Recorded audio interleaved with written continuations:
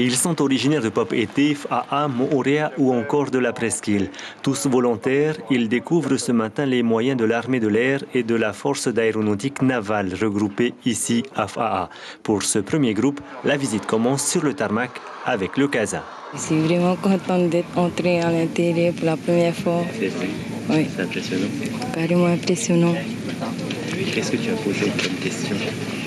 Mais comment il fallait faire pour allumer les hélices, et la distance, combien de distance ils prenaient pour décoller cet avion. C'est une première aussi pour les touristes de venir ici, parce que non, c'est une zone interdite, puis comme on nous a dit au public.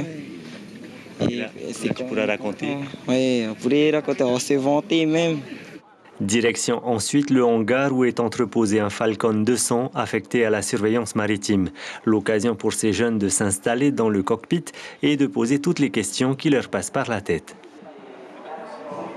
Et en vol, vous utilisez tous les boutons? Non, on n'utilise pas tous les boutons, c'est comme ta voiture.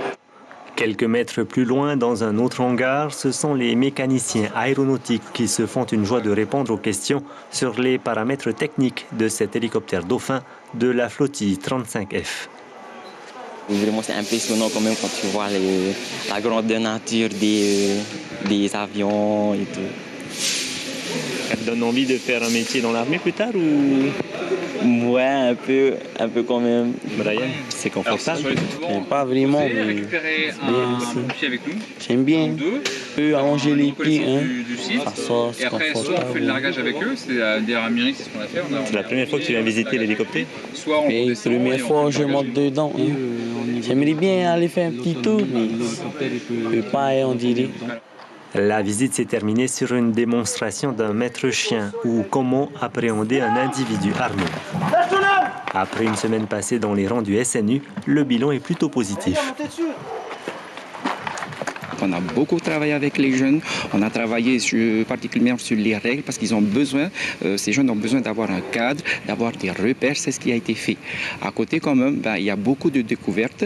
Ils ont découvert par exemple les métiers aujourd'hui de l'armée de terre, ils ont fait le RSMA, ils ont découvert la gendarmerie et en fait c'est pour leur donner des vocations, des projets d'avenir.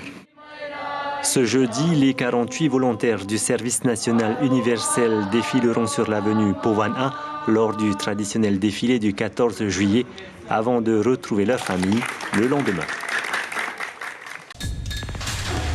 L'information en continu sur Polynésie la première, Internet et réseaux sociaux.